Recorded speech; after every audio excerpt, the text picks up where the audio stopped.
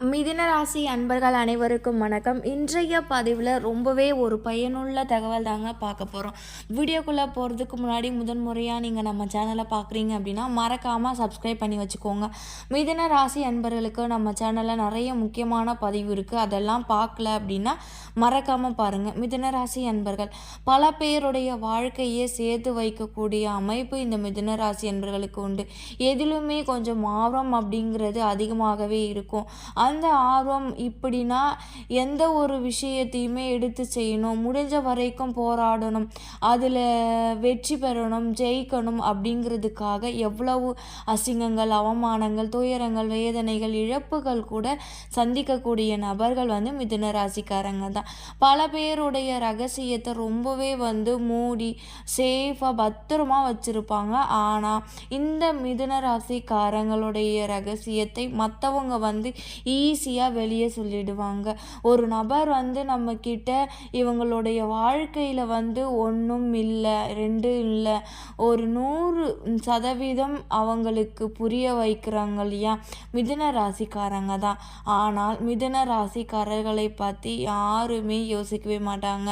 அவனுக்கு எந்த பிரச்சனை வந்தாலும் நமக்கு என்ன, அவங்க கெட்டு போனால் நமக்கு என்ன அப்படின்னு சொல்லிட்டு அவங்கள மாட்டி விட்டு அடுத்தவங்க வேடிக்கை பார்க்கக்கூடிய அமைப்பு இருக்குது. ரொம்பவே கடைசியில் பாதிக்கப்படுவது யாருன்னா மிதுன ராசிக்காரங்க தான். ஒரு சில கட்டத்தில் ரொம்பவே லேட்டாக தான் மிதுன ராசிக்காரர்களுக்கு தெரியும். நம்ம தனியாக தான் இருக்கோம், நமக்கு நல்லது எதுனா அடுத்தவங்க கிட்ட பேசாமல் இருக்கிறது தான் நம்மளுக்கு நல்லது. நம்மளுக்கு யாருமே புரிஞ்சுக்க மாட்டாங்க, நம்மளை யாருமே புரிஞ்சுக்கவும் மாட்டாங்க அப்படின்ற விஷயத்தை லேட்டாக தான் புரிஞ்சுப்பாங்களே. உங்களுக்கு லேட்டாக தான் தெரியும். மனசில் குழந்தை குணம் கொண்டவங்க தான் இந்த மிதுன ராசிக்காரங்க. எவ்வளவு தான் கோபம் இருந்தாலுமே கூட அதையெல்லாம் மறந்து திரும்ப அவங்க கிட்டேயே போய் பேசுகிற குணம் மிதுன ராசிக்காரர்களுக்கு இருக்குது. பேச்சில் வல்லவர்கள், ஏன்னா புதனை அதிபதியாக கொண்டவர்கள். எந்த ஒரு விஷயத்துமே இறங்கி சாதிச்சு அதில் வெற்றி பெறக்கூடியவங்க இந்த மிதுன ராசிக்காரங்க தான். மிதுன ராசிக்காரர்கள் அதிகமாக வழிபடக்கூடிய தெய்வம் அப்படிங்கிறதுனா நம்ம நிறைய பதிவில் சொல்லியிருக்கோம். பழனி முருகனை தான் தரிசிக்கணும், ஆதனூர் திருமால் கோவிலுக்கு போயிட்டு வாங்கன்னு சொல்லியிருக்கோம். இருந்தாலுமே எல்லா உலகத்தில் எல்லா மொழியிலும் இருக்கக்கூடிய மக்கள் இந்த பதிவை பார்க்குறீங்க, எல்லா மக்களும் பார்க்கும் ஒரு வணங்கக்கூடிய ஒரு கடவுள்னா அது முருகப்பெருமான் தான். ஒவ்வொரு மாதமும் வரக்கூடிய சஷ்டி, கிருத்திகை இல்லை விசாகம் நட்சத்திரம் எதுவாக இருந்தாலும் சரி, மனதார ஒரு 5 நிமிஷம் முருகனை நீங்கள் வணங்கிட்டு இருக்கீங்கனாலே வீட்டிலேயே கூட நீங்கள் வணங்கலாம். உங்களுக்கு கந்த சஷ்டி படிக்க முடியலன்னா கண்டிப்பாக படிக்கலாம். உங்களால் ஏதாவது உடல் பிரச்சனை இருக்கா அப்படின்னா வேல்மாறல் நீங்கள் படிக்கலாம், ரொம்பவே நல்லது. ஒவ்வொரு மிதுனராசி அன்பர்களுக்கும் 10 முதல் 40% உடனடி திருப்பம் நீங்கள் கண்டிப்பாக கிடைக்கும். இப்போது ஒரு ஃபேஸ்புக்கில் ஒரு பதிவு வரும், இதை நீங்கள் ஷேர் பண்ணால் உங்களுக்கு ஒரு நிம்மதி கிடைக்கும், நீங்கள் இது ஷேர் பண்ணால் ஒரு நல்ல விஷயம் வரும் அப்படிங்கிற மாதிரி மிதுன ராசிக்காரங்க முருகப்பெருமானை நினைச்சாலே நல்லா இருப்பீங்க. முருகப்பெருமானை நீங்கள் பாடுறீங்க அப்படின்னா ரொம்ப ரொம்ப நல்லா இருப்பீங்க. முருகப்பெருமான் கிட்ட சரணாகதி அடைஞ்சு விட்டீங்க அப்படின்னாலும், உங்களுடைய வாழ்க்கை அர்ப்பணிச்சிட்டிங்கனாலும் முருகப்பெருமான் அதற்கான என்ன வேலை கொடுக்கணுமோ அதை கண்டிப்பாக உங்களுக்கு கொடுப்பார். முருகனுக்கும் மிதுனத்துக்கும் அவ்வளோ ஒரு தொடர்பு இருக்குது. முருகனை நம்பியவங்க ஜென்ரலாகவே கைவிட மாட்டார். ஆனால் பல சோதனைகளை சந்தித்து கொண்டிருக்கக்கூடிய ஒவ்வொரு மிதுன ராசி அன்பர்களையும் கைவிடாமல் தாங்கி பிடிக்கக்கூடிய தன்மை இந்த முருகப்பெருமானுக்கு இருக்குதுங்க.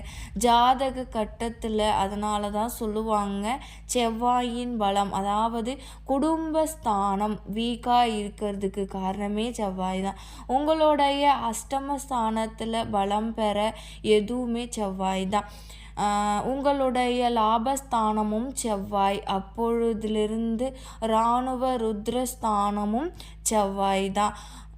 ஸோ இப்படி செவ்வாயால் தான் அவங்களுடைய வாழ்க்கையை கற்றுக்கொள்ளும் இருக்கும் அப்படிங்கிறது தான் உங்களுக்கு தெரியாது. அதனால தான் நிறைய மிதுன ராசிக்காரங்க இதுதான் முக்கிய காரணம். ஸோ நீங்கள் முடிஞ்ச வரைக்கும் முருகப்பெருமானின் அருள் கிடைத்தால் அவ்வளவு நல்லது. இப்போ நான் சொல்லக்கூடிய முக்கியமான விஷயங்கள் உங்கள் வாழ்க்கையில் நீங்கள் ஜெயிக்கணும் அப்படிங்கிறதுக்காக மட்டும்தான். இந்த பதிவு உங்களுக்கு ரொம்பவே பயனுள்ளதாக இருக்கும். இப்போ நான் சொல்லக்கூடிய விஷயத்தை கேளுங்க. முதல் விஷயம், யாரையுமே நம்பி எந்த ஒரு விஷயத்தையும் உடனே பகிராதீங்க. இப்போ எல்லாருமே உங்ககிட்ட எல்லா விஷயத்தையும் சொல்கிறாங்க அப்படிங்கிறதுக்காக ஒருவருடைய அந்தரங்க விஷயமும் சரி, ஒருவருடைய ரகசியமும் சரி அடுத்தவங்க கிட்ட பகிராதீங்க. அதனால் ஏன் நிறைய பிரச்சனையும் வரும். நீங்கள் சொல்கிறது அடுத்தவங்க கிட்ட சொல்கிறத அவங்க வேறொருத்தவங்க கிட்ட சொல்லுவாங்க. சொல்லி ஒரு சண்டையை மூட்டி விட்டு ஒரு நிம்மதி இல்லாமல் எல்லாரையுமே பகைத்து விட்டு வாழுறதுக்கு ஒரு கூட்டம் இருக்குது. அது மாதிரி யாரை பற்றியுமே சரி நீங்கள் ரொம்ப யோசிக்காதீங்க. உங்களுக்கு என்றைக்குமே அடுத்தவங்களுடைய சிந்தனை இல்லாமல் இருந்தால் நல்லது தான் நடக்கும். நீங்கள் ஒரு செய்யாத தப்புக்கு அனுபவிக்காத தண்டனையை அனுபவிக்கிறீங்க அப்படின்னா, நான் தப்பு பண்ணலை அப்படின்னு சொல்லிட்டு ஃபோன் பண்ணணும் நினைக்கவே நினைக்காதீங்க. நீங்கள் என்ன தான் பண்ணாலுமே அழுது புரண்டாலுமே உங்களை நம்பவே மாட்டாங்க. காரணம் என்ன அப்படின்னா, நீங்கள் ரொம்ப வெளிப்படையாக பேசக்கூடியவங்க.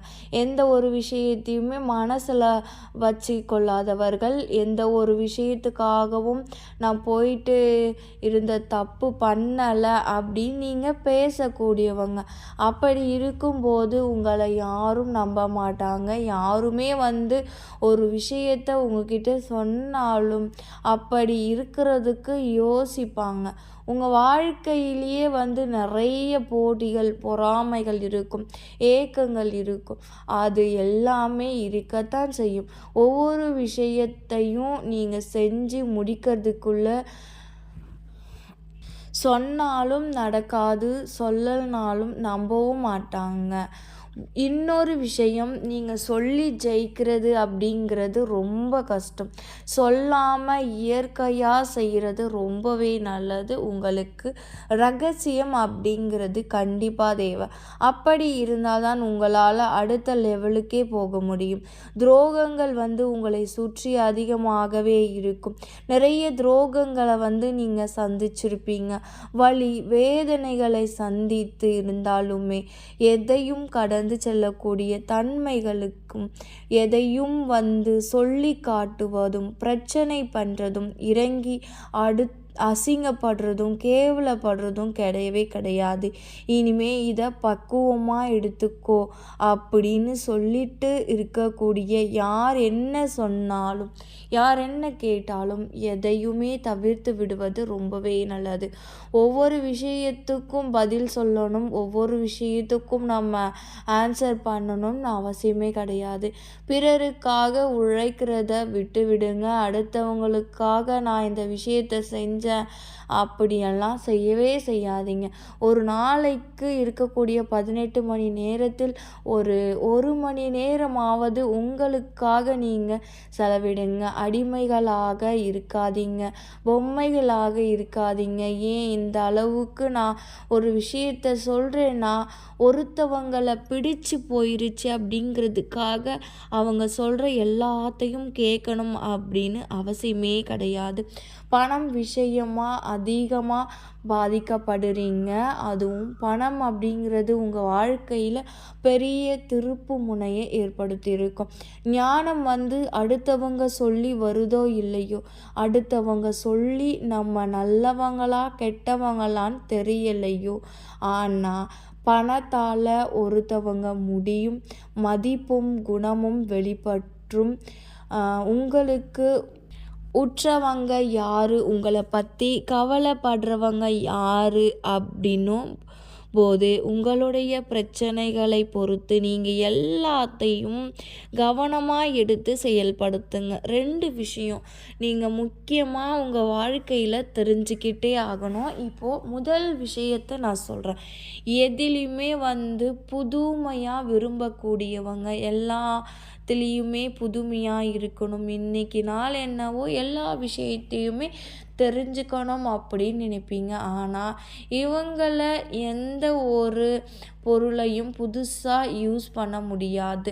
நிறைய பழைய பொருட்களை யூஸ் பண்ணுற மாதிரி வரும். அடுத்தவங்க ஒரு காரை சேல்ஸ் பண்ணுறாங்க அப்படின்னா அதை போயிட்டு செகண்ட் ஹேண்ட்ஸில் வாங்கி ஹேண்டில் வாங்குறது மாதிரி, ஒரு வீடு வாங்குறீங்கன்னா அப்படின்னா அதை வாங்குறது, அதான் பழைய வீடு வாங்குறது அப்படின்ற மாதிரி தான் இவங்களுக்குமே இருக்கும். வெளிப்படையாக சொல்லணும் அப்படின்னா ஒரு காதலிக்கும் நபர் கூட இதுக்கு முன்னாடி காதல் தோல்வி வச்சவங்களாக தான் இருப்பாங்க. அது மாதிரி திருமணம் ஆகாத நிறைய மிதுன ராசிக்காரர்களுக்கும் 2ஆம் திருமணம் உள்ள பர்சன் தான் அமைவாங்க. இந்த மாதிரி ஒரு அமைப்பு மிதுன ராசிக்கு அதிகமாகவே இருக்குது. விட்டு கொடுக்கக்கூடிய மனப்பான்மை, எதையுமே கடந்து போகக்கூடிய ஒரு மனப்பான்மை இருக்குது. அதனாலேயே சரி, கூட பிறந்தவங்களும் சரி, தாய் தந்தையர்களும் சரி, பிள்ளைகளாக இருந்தாலும் உங்களை அந்த அளவுக்கு கேர் பண்ணிக்கவே மாட்டாங்க. இப்போது ஒரு கும்பாபிஷேகம் நடக்குது, ஒரு கிரக பிரவேசம் நடக்குது அப்படின்னா என்ன மாதிரி விசேஷமாக நடந்தாலுமே சரி உங்களை லாஸ்ட்டாக தான் கூப்பிடுவாங்க. எப்போ கூப்பிட்டாலும் இவங்க வருவாங்கன்னு நினைப்பாங்க. காரணம் என்னென்னா இவங்க எதையுமே பெருசாக மனசில் வச்சுக்க மாட்டாங்க. அந்த இடத்துலையே வெளிப்படையாக கேட்டுட்டு போயிடுவாங்க. இடம் பொருள் ஏவல் தெரியாமல் பேசிட்டு போயிடுவாங்க. அடுத்த விஷயம், மிதுன ராசி அன்பர்களுக்கு ரொம்ப ரொம்ப முக்கியமான விஷயம், உங்களுக்கு வேலை கிடைக்கலையா? கண்டிப்பாக கிடைக்கும். உங்களுடைய வாழ்க்கை காதல் சார்ந்த விஷயத்தில் பிரச்சனை அப்படின்னா கண்டிப்பாக அது பெரிய லெவலில் பிரச்சனையை ஏற்படுத்தாது, சமாதானத்தில் முடிஞ்சிடும். ஆனால் திருமண வாழ்க்கை ஒரு பெரிய விஷயத்தை ஏற்படுத்தும். எப்படின்னா நிறைய மிதுன ராசிக்காரங்க வாழ்க்கையில் தவறான முடிவு எடுக்கிறது, கடன் வாங்கிறது, ஏன் ஊரை விட்டு போகிறது அப்படின்ற மாதிரி நிறைய ஒரு விஷயம் உங்களுக்கு ஏற்படுத்தும். இந்த பதிவு ரொம்பவே பயனுள்ளதாக இருக்கும்னு சொல்லிட்டு நம்புகிறேன். அடுத்த ஒரு நல்ல பதிவோடு உங்களை சந்திக்கிறேன். நன்றி.